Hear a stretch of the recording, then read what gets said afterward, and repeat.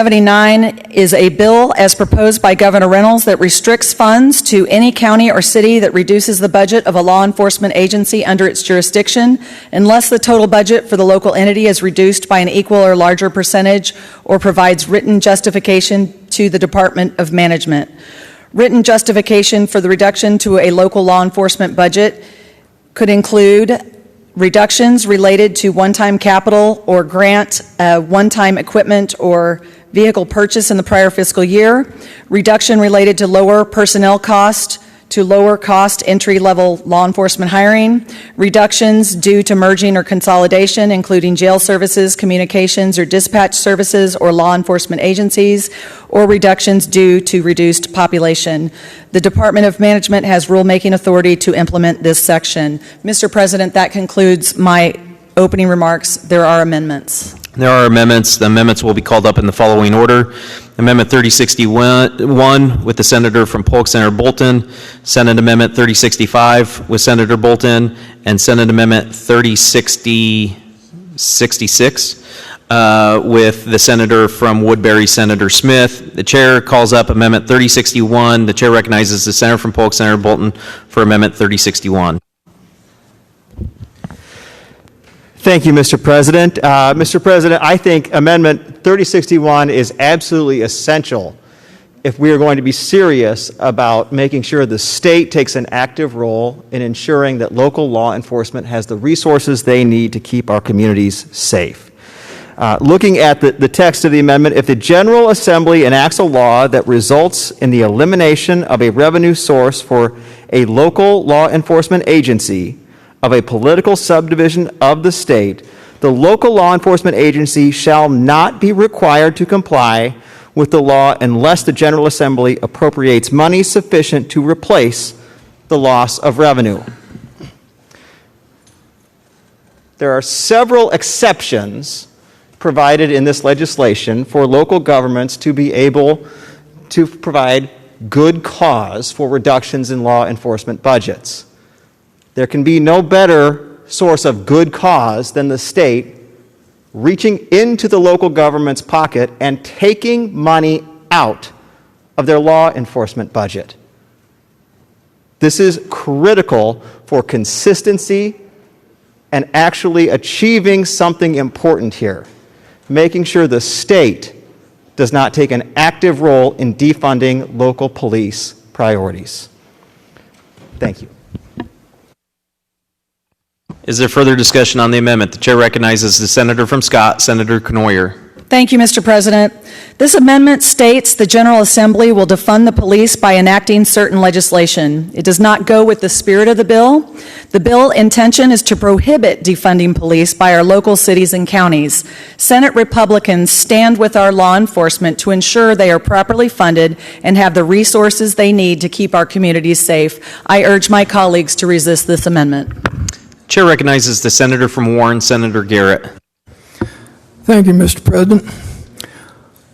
Mr. President, I think this amendment's looking at the wrong end of the issue. This reminds me a lot of the bill we passed here several years ago to prohibit local counties and cities from enacting bills to protect the sanctuary, or to provide sanctuary, for criminals who were here unlawfully and were sought by ICE in order to deport them.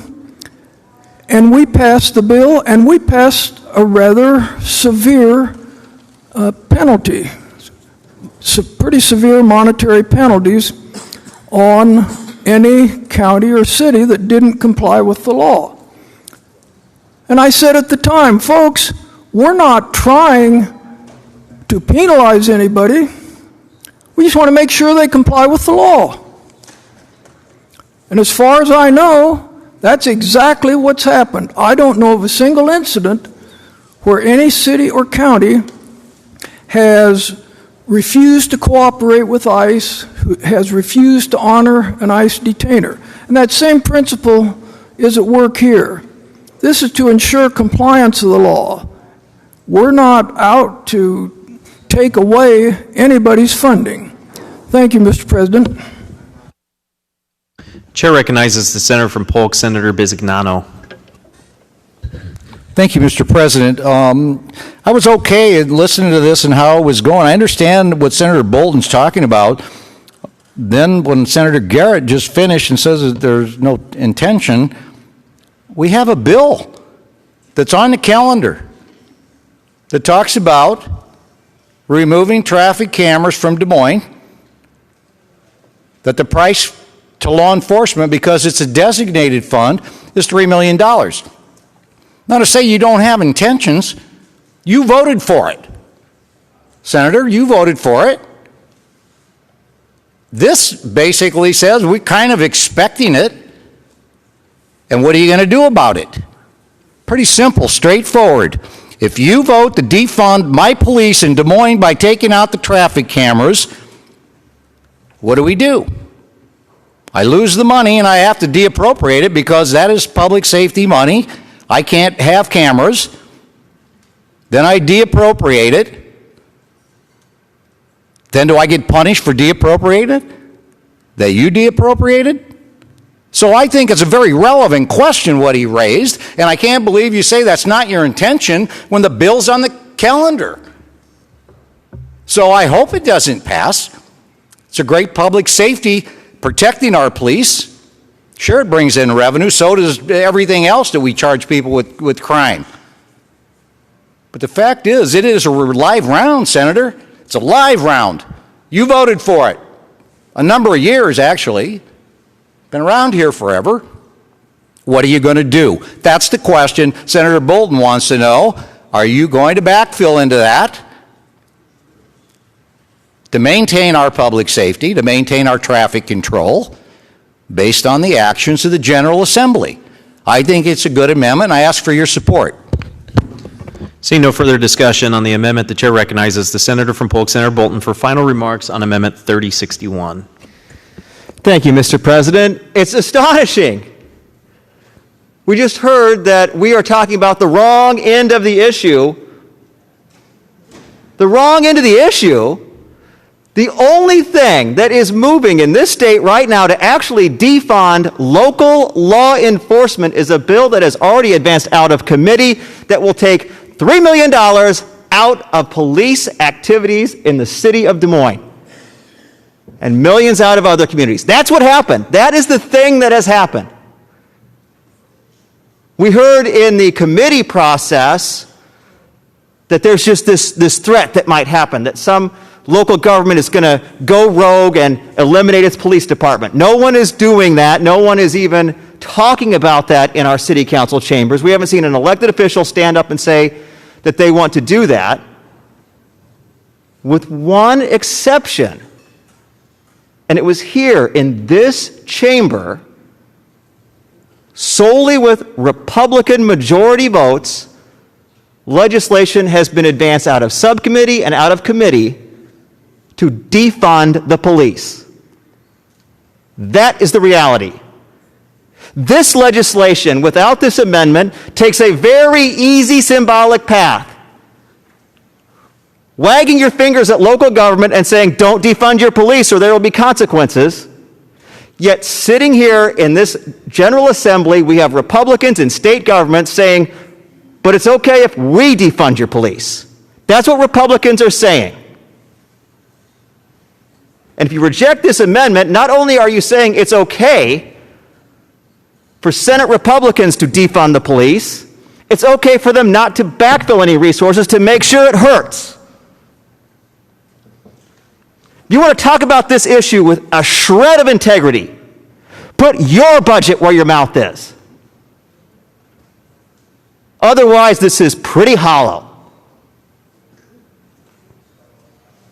I ask for a yes vote on the amendment.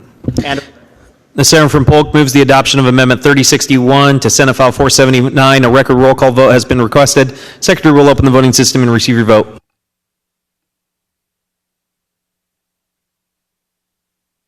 Senator Kinney votes aye. Senator Driscoll votes no. Senator Johnson votes no.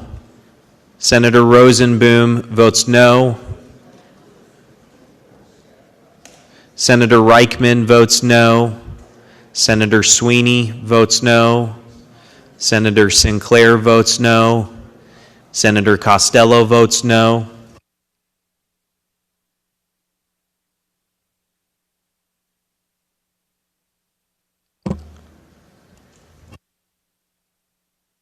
Senator Edler votes no.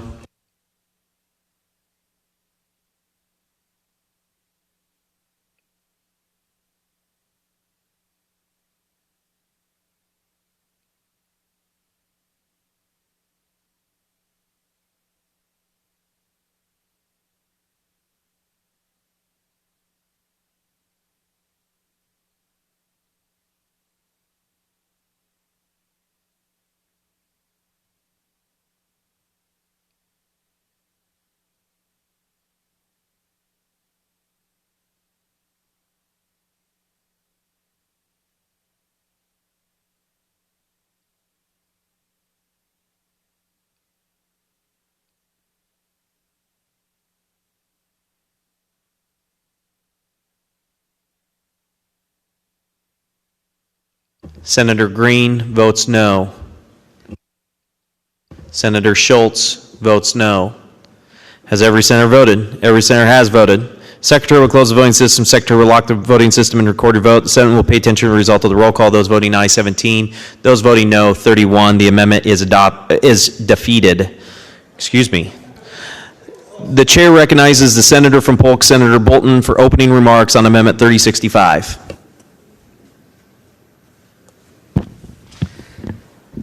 Thank you, Mr. President.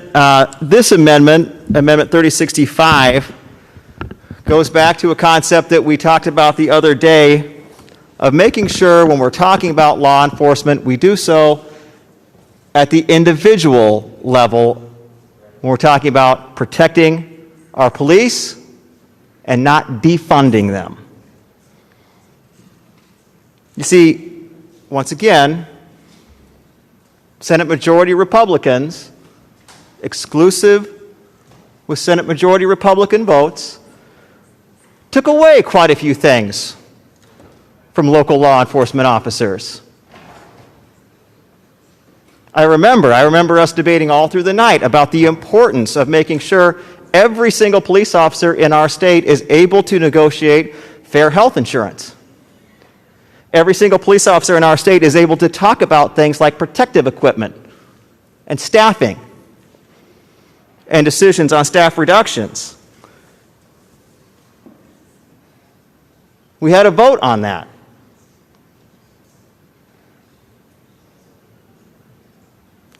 And once again, I want to clarify for every member of this body, the message was that we should have police officers in our state who are not able to talk about quality health insurance with their employers. So this amendment is your opportunity to fix that problem. Don't defund the police. Don't defund their health insurance. Don't defund their protective equipment and the things that the officers are telling us they need to be safe in their jobs. The amendment addresses specifically one police officer is enough for a Chapter 20 bargaining unit to be able to talk with their employer about essential terms such as insurance, job classifications, health and safety matters, procedures for staff reduction, grievance procedures involving questions arising under their contracts. The concept here is no cop should be left out of those protections that were put into the law to protect cops. Requiring employers to actually work with police officers on these essential terms is critical when it comes to actually funding the police. We're going to end the exclusion of police officers from the rights that were specifically preserved to protect public safety employees. This amendment fixes that problem. This amendment fixes the problem of one of the most egregious things that this legislature has done for police officers who are injured in the line of duty. One of the most common injuries are shoulder injuries for police officers. And very frequently, those injuries end careers. This legislature, with only majority Republican votes, told cops who suffer serious shoulder injuries that cost them their jobs, they are only entitled for compensation for the percentage of impairment to their shoulder, not their loss of earning capacity. That was a bad decision. This amendment is a chance for you to fix that. And finally, this amendment addresses the ability of police officers to use their accrued sick leave and convert it into coverage for health insurance at the end of their careers. Don't defund those police officers. Make sure that their earned benefits are meaningful. So this amendment makes it personal to individual law enforcement officers who were attacked in 2017, not by any criminal in the street, but by majority Republicans who took those rights away. That's what the amendment does. Thank you, Mr. President. Chair recognizes the senator from Scott, Senator Knoyer. Thank you, Mr. President. I'd like a ruling on whether or not this amendment is germane to the bill. Senator Knoyer, Senator Bolton, would you please approach the well?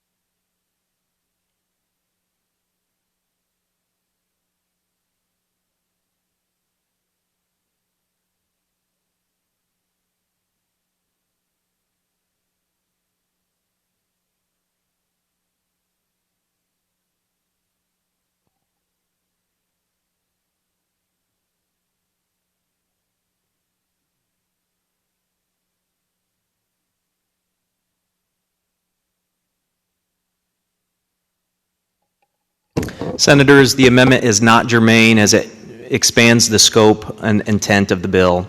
The chair calls up Amendment 3066. The chair recognizes the senator from Woodbury, Senator Smith, for opening comments on Amendment 3066. Thank you, Mr. President. Today I offer this amendment as a way to truly back the blue across Iowa. I sit on the 411 board, and I attended all the meetings up until the pandemic hit, and I'm committed to making sure that the 411 system is supported and protected. Our law enforcement officers deserve nothing less. They put their lives on the line every day, and we need to have their backs. One of the ways we can show support is through the 411 system, and it does two things. It's a retirement system. It also serves as a disability system for those same police officers and firefighters in place of traditional workers' compensation coverage. This amendment, Mr. President, would ensure that work-related injuries for 411 members are treated similar to the workers' compensation benefits provided to all other employees in the state of Iowa. The amendment does this by changing the punitive and unnecessary guilty until proven innocent definition of member in good standing. Presuming PTSD, which is talked a lot about in my meetings, diagnosed as work-related and removing the unusual event required to trigger coverage, including cumulative injuries to be covered as workplace injuries, allowing police and firefighters to apply for disability benefits when they discover a work-related injury exists. Today, I am asking all of you to join me in supporting an important system for Iowa police officers and firefighters covered by the 411 system. It's about fairness. It's about backing our brave police officers and firefighters, and it's about doing the right thing. Thank you, Mr. President. Is there further discussion on the amendment? The chair recognizes the senator from Scott, Senator Knoyer. Thank you, Mr. President. I'd like a ruling on whether or not this amendment is germane to the bill. Senator Knoyer, Senator Smith, please approach the well.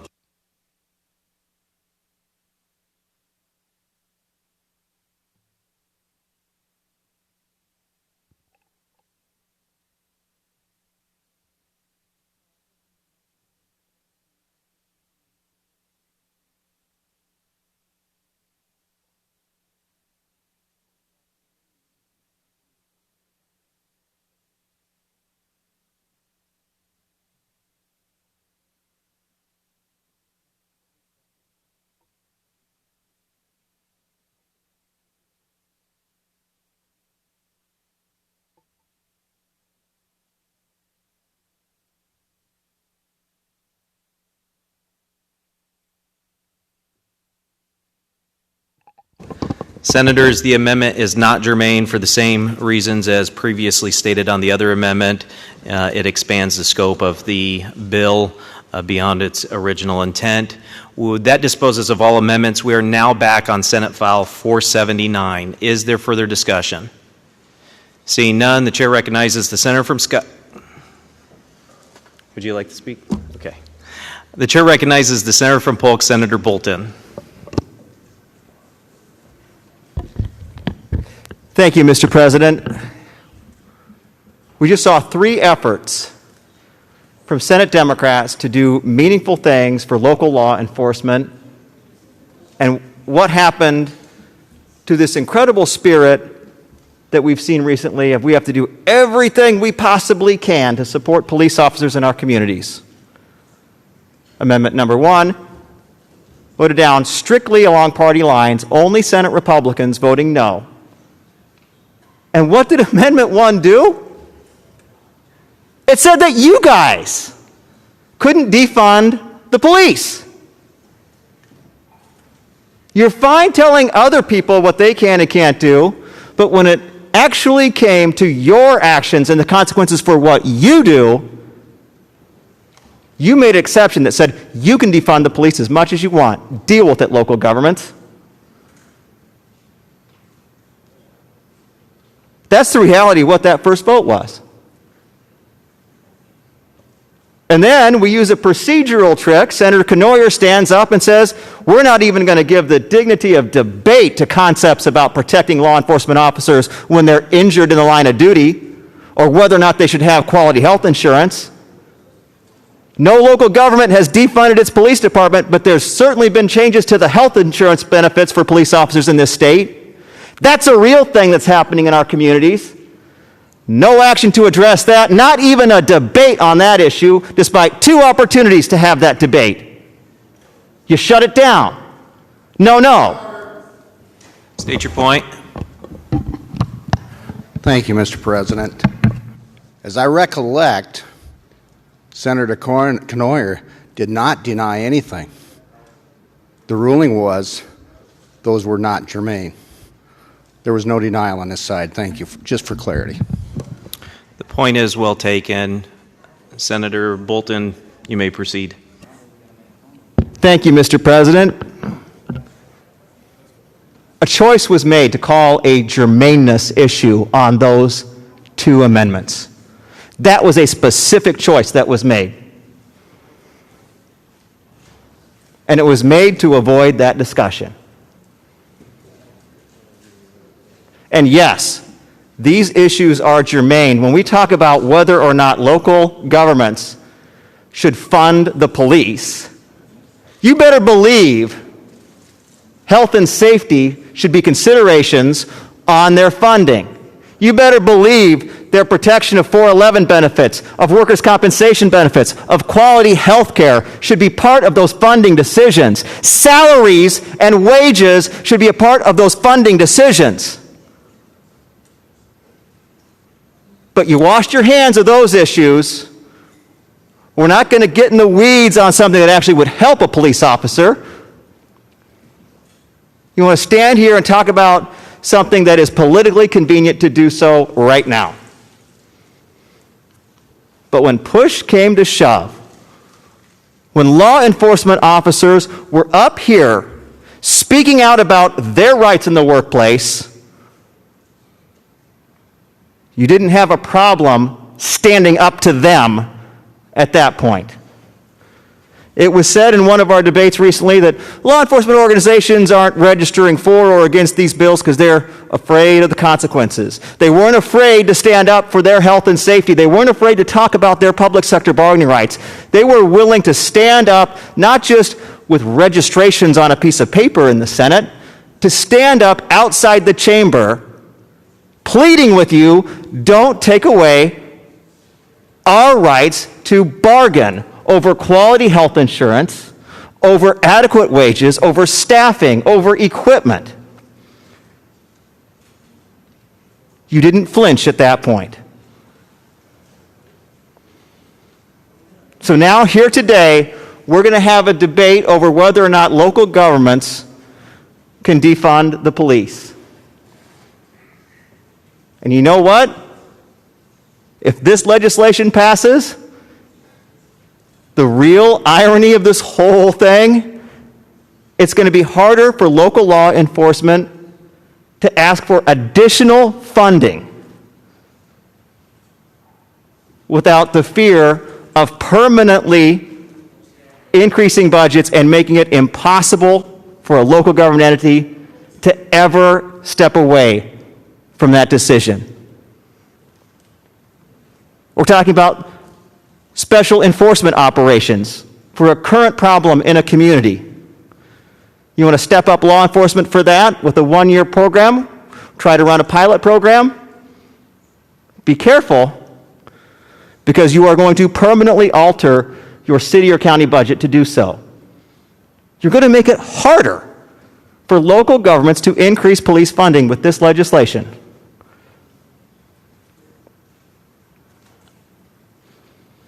We could have worked in a bipartisan manner to actually do something to promote public safety in our communities.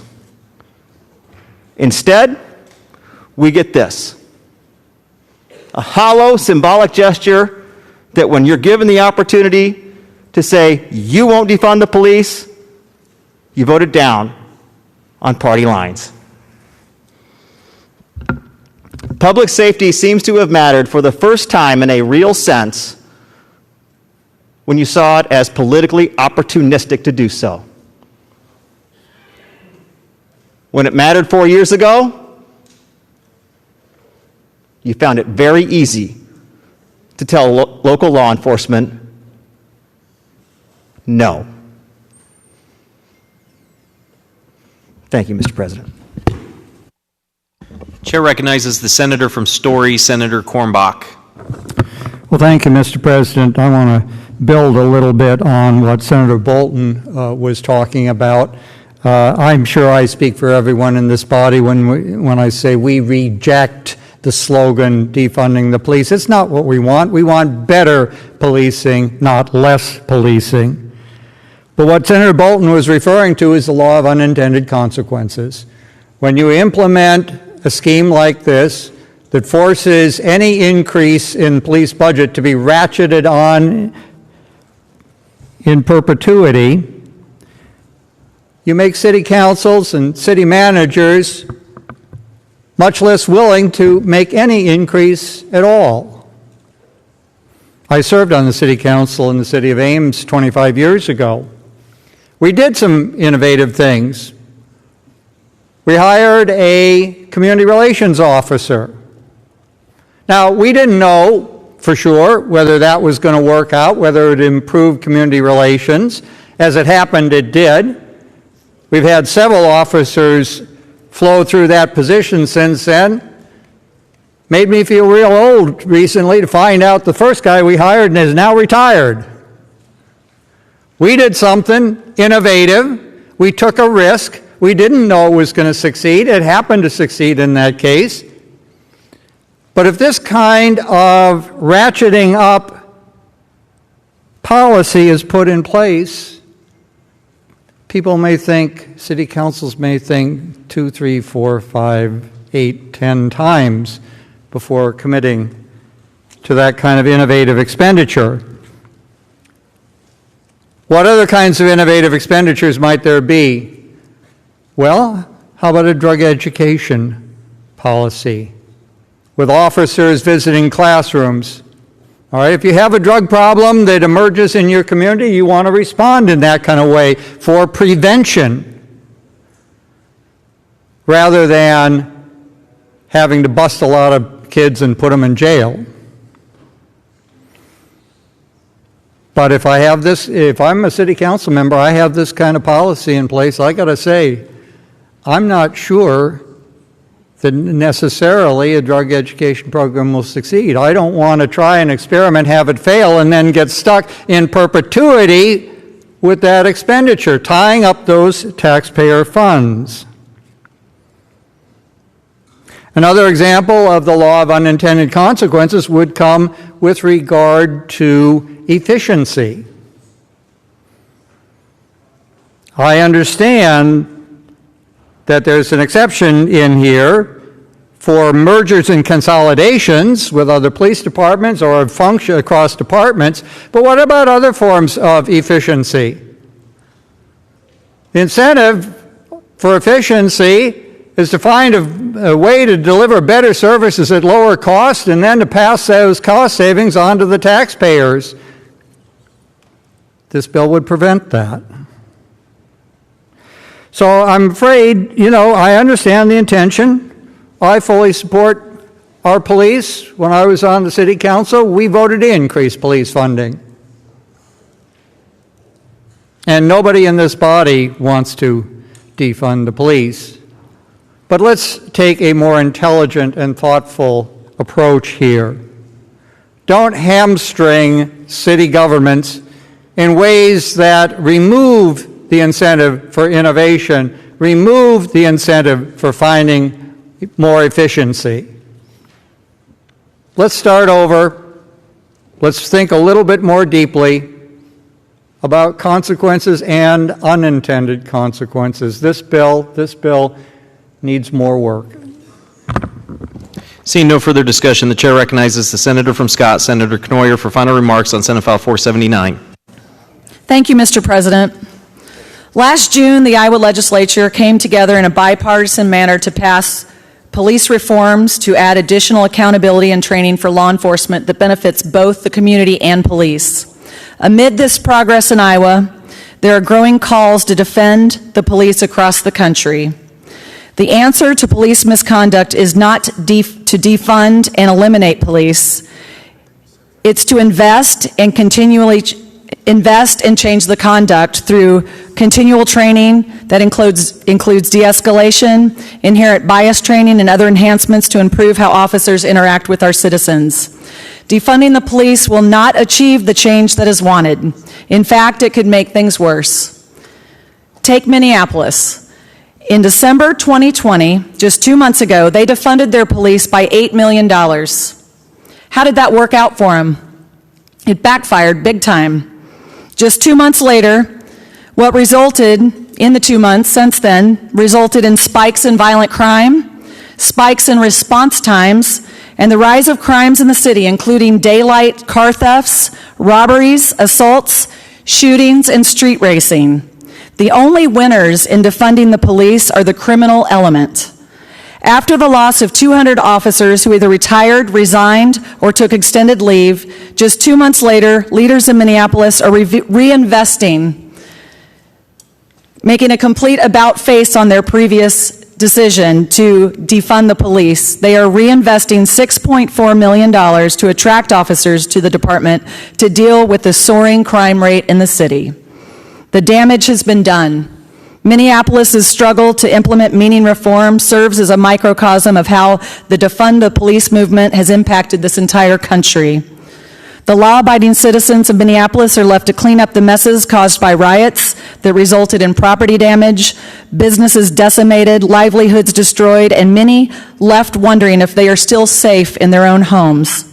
One Minneapolis resident said, quote, "The city council has blood on their hands for defunding the police." When you call 911, when you are hurt and you feel threatened or scared, you want help to arrive right away.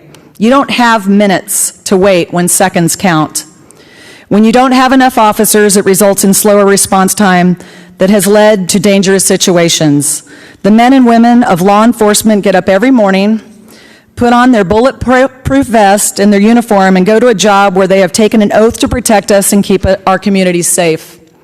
Now more than ever, they are asked to do more than just enforce our laws. They are called upon to be social workers, conflict mediators, traffic directors, mental health counselors, detailed report writers, neighborhood patrollers, and the list goes on. And that's all in the span of one shift. The fact is that the overwhelming majority of officers spend only a fraction of their time responding to violent crime. We need law enforcement to keep us safe. We need to appreciate them and ensure that they have the resources and support they need. And like I said the other day, law enforcement has millions of interactions with millions of people every day that are positive, helpful, and meaningful. This is not the time to cut funding. We must continue to invest in public safety by providing robust law enforcement training that continually evolves to meet the needs of our communities and supports the men and women in law enforcement. People live in Iowa and come to Iowa because of our safe communities. This bill proactively ensures that our law enforcement agencies will be appropriately funded to keep our communities and our citizens safe now and well into the future. Mr. President, I once again ask my colleagues to show their strong support for law enforcement with a yes vote. I move Senate File 479, ask that it be read for the last time and placed on its passage. The senator from Scott moves that Senate File 479 be read for the last time and placed on its passage. Those in favor of the motion say aye. Those opposed say no. Motion prevails. The secretary will read. Senate File 479, a bill for an act relating to denial of state funds to local entity being enacted by the General Assembly, State of Iowa. The senator from Scott moves that the reading thus far be considered the last reading of the bill. Those in favor of the motion say aye.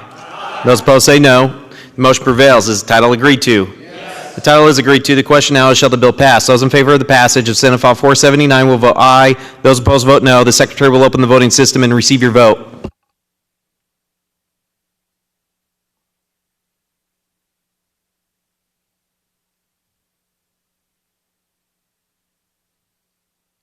Senator Sinclair votes aye. Senator Goodwin votes aye.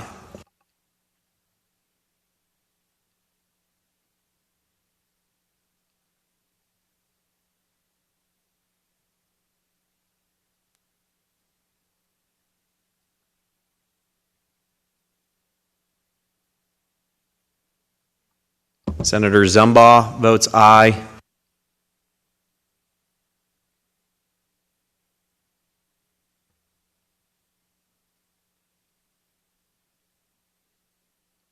Senator Lofgren votes aye.